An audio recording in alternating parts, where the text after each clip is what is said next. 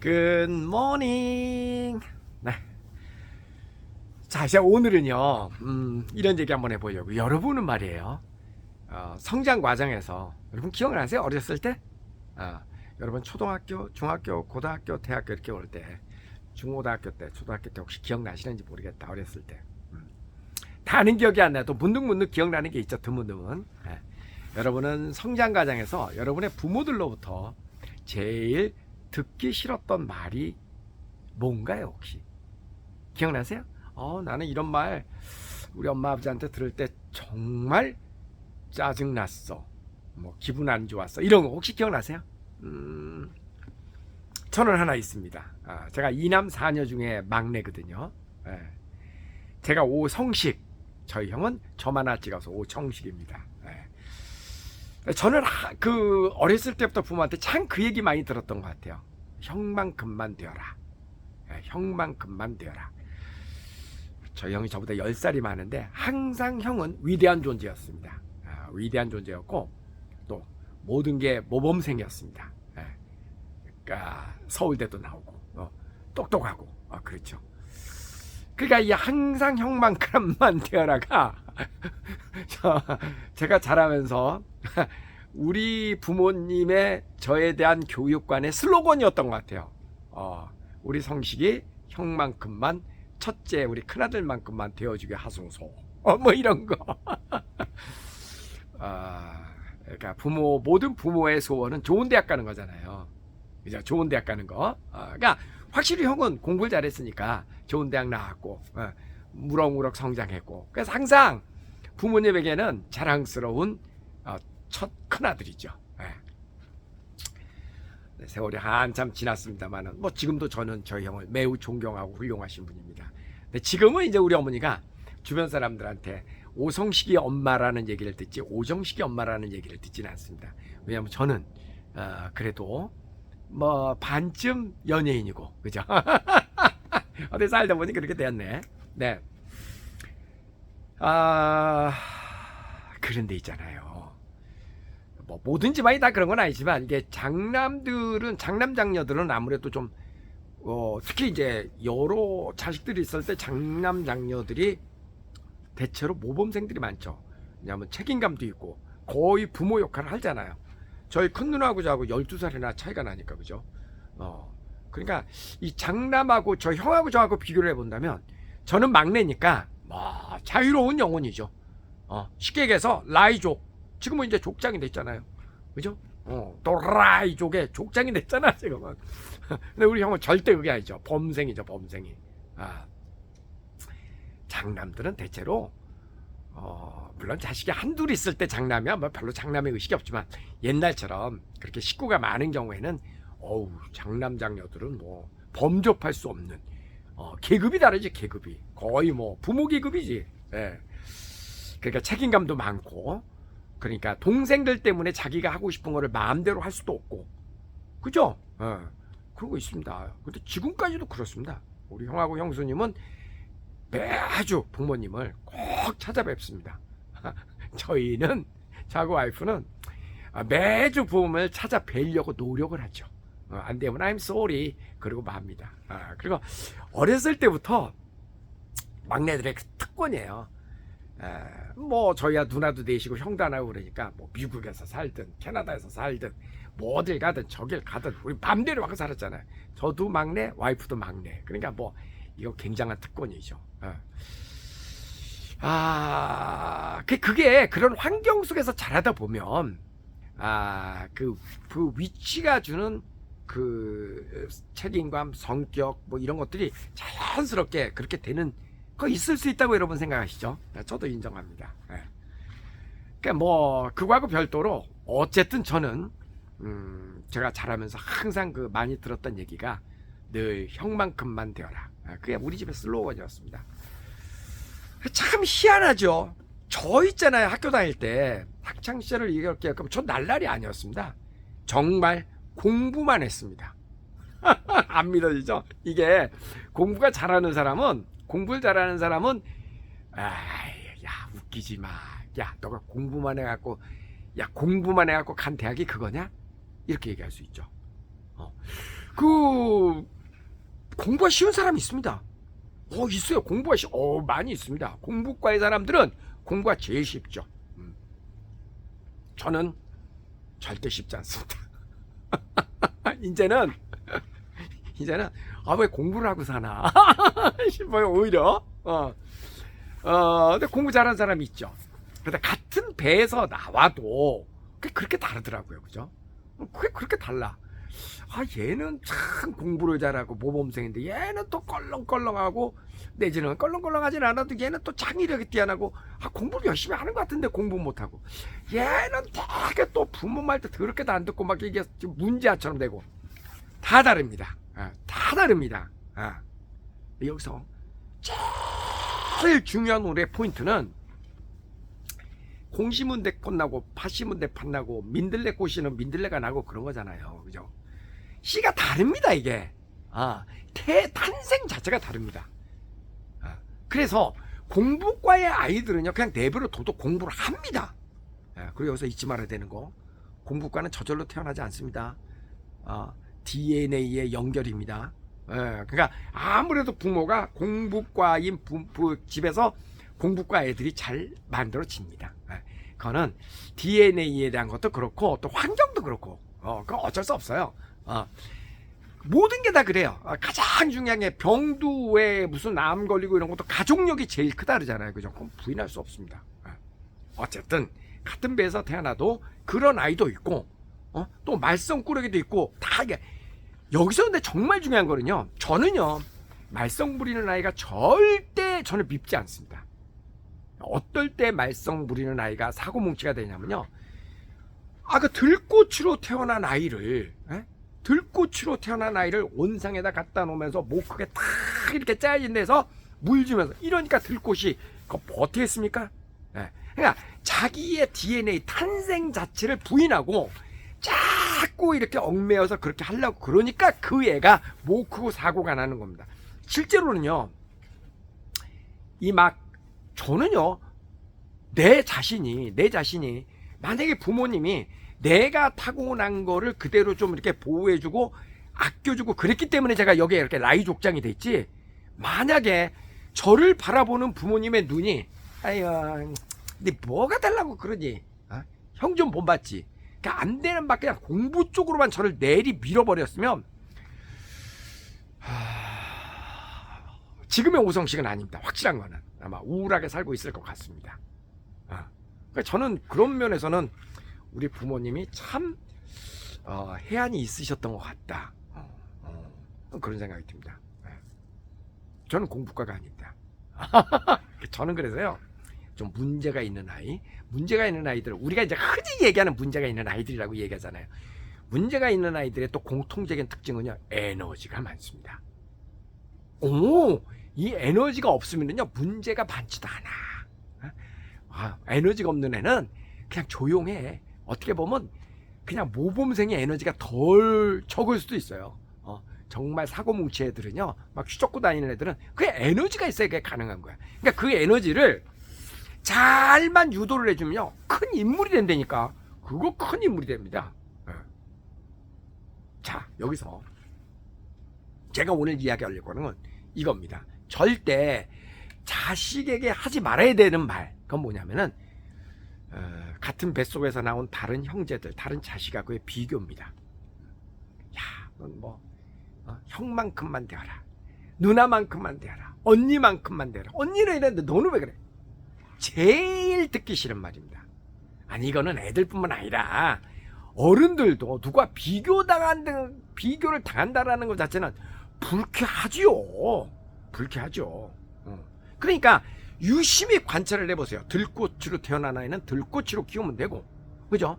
민들레꽃으로 태어난 아이는 민들레가 되게 해야지 장미꽃으로 자꾸 만들어갖고 되겠냐고. 안 된다니까.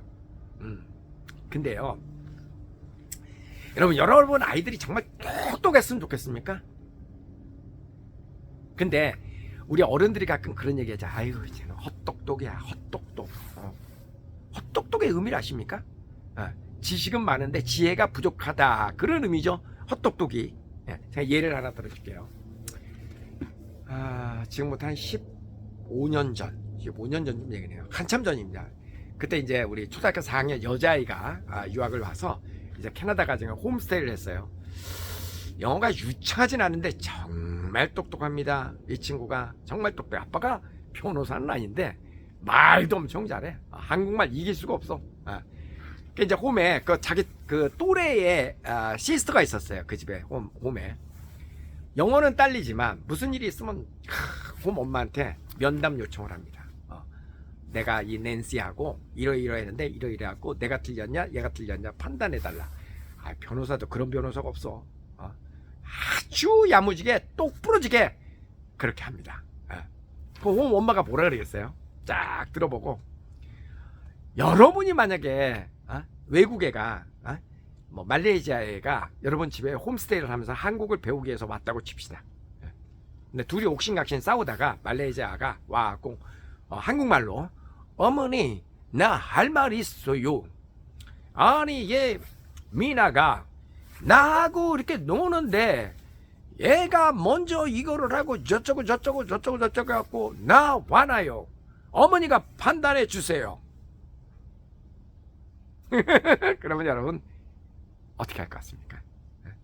저는요 설령 내 딸 미나가 잘못했다고 하더라도 저 같으면 그래 너만 있을 수 있다. 그래 있을 수 있다. 정말 미나가 잘못했네. 나는 내 자식을 나무랄 것 같습니다. 여러분도 그러시죠?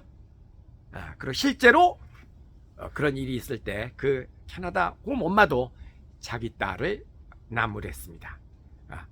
몇 번 그런 일이 반복이 됐죠. 그 다음엔 여러분이라면 어떻게 하겠습니까? 내 딸이 중요합니까? 한국을 배우기 위해서 온 그 말레이시아 아이가 중요합니까? 여기로 따지면 캐나다인 내 자녀가 중요합니까? 아니면 한국에서 온 그 아이가 중요합니까? 팔! 자 뒤로 접어져? 안으로 굽지. 맞잖아요. 맞잖아. 팔 안으로 굽지. 그래서 그런 일이 있을 때마다 앞에서는 자기 딸을 나무래고 돌아서서는 안아주면서 네가 이해를 해라. 쟤는 엄마가 없이 여기 혼자 와 있으니까 충분히 그럴 수 있다. 우리가 이해를 해야지. 이렇게 보듬어 줬죠.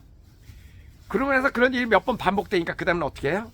저에게 얘기를 했죠. 우리 얘 더 이상 데리고 있지 못하겠다. 얘가 잘못한 건 아닌데 나는 우리 애하고 이렇게 외국에서 온 한국에서 온 애하고 사이좋게 지내면서 서로 그러면서 성장되고 발전되고 그런 걸 기대하고 내가 그 홈스테이를 한 거지.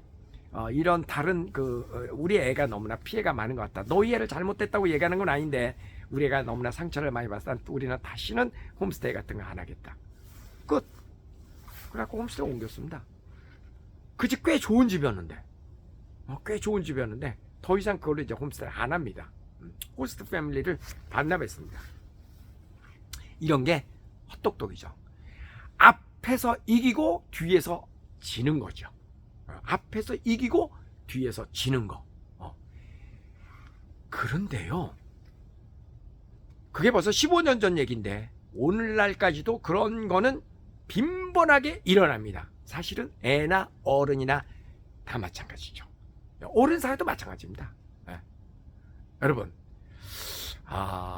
잘 한번 보세요. 지금 50이 넘어가신 분들 학교 다닐 때 중고등학교 다닐 때 그때 공부 잘하고 그러던 아이가 지금 항상 잘 나가나요? 거꾸로인 경우 없어요? 공부도 제대로 나보다 한참 공부도 못했던 애가 쟤는 시집가서 잘 살고 남자는 사업에서도 되게 잘하고 공부도 못했던 애인데 그런 경우 있으시죠? 제가 볼 때는요 공부를 못했지 그렇게 얘기하는 사람보다 공부를 못했지 다른 거는 월등히 낮기 때문에 그 위치를 간 겁니다. 더 나아가서 공부만 못했을 수도 있습니다.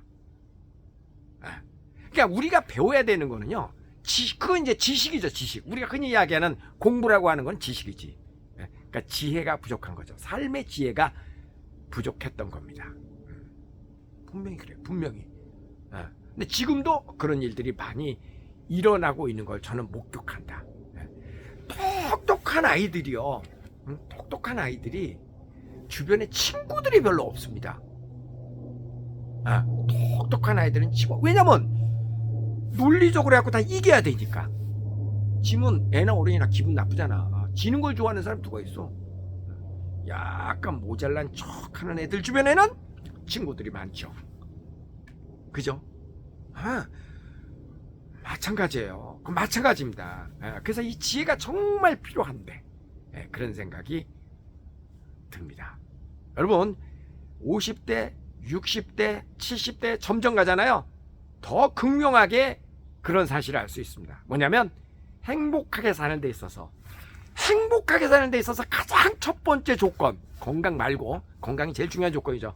그거 말고 돈보다 더 중요한 거, 그게 뭔지 알아요? 관계입니다. 인간의 관계. 좋은 주변 사람들하고 좋은 관계를 맺고 사는 게 너무너무 중요한 거거든요. 근데 이렇게 좋은 관계를 맺고 사는 데는 돈이 가장 중요하지 않습니다. 절대로. 그게 아닙니다.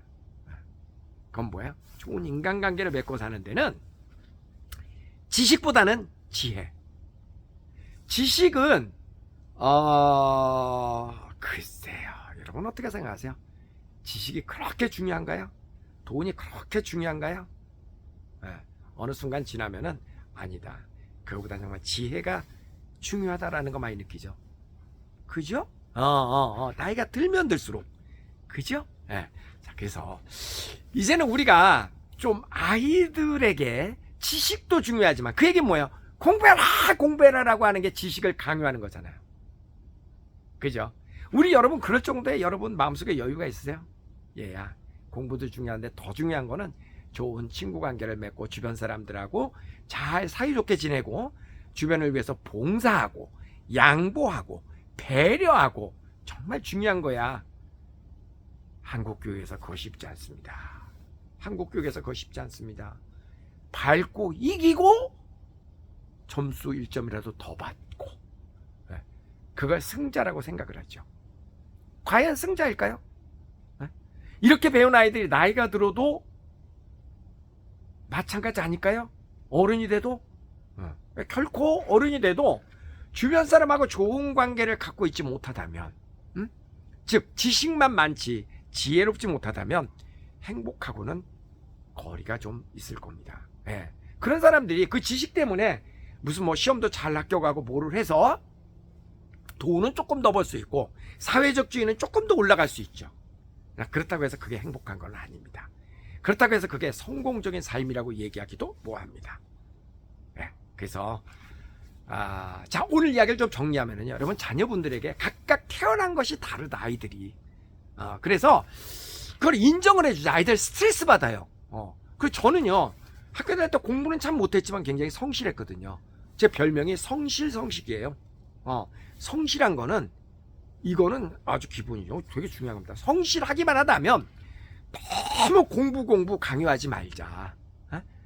공부 안 해도 성실하고 좋은 인간관계를 가지고 사는 것을 그런 능력을 가진 아이들은 오히려 좋지 못한 인간관계인데 머리만 좋고 지식이 좋아가지고 성적 좋은 애보다 나중에 훨씬 더 클 수 있어요. 그걸 잘못 이해하는 사람들이 아유 저 공부도 못한 게 나보다 더 잘 살고 아닙니다.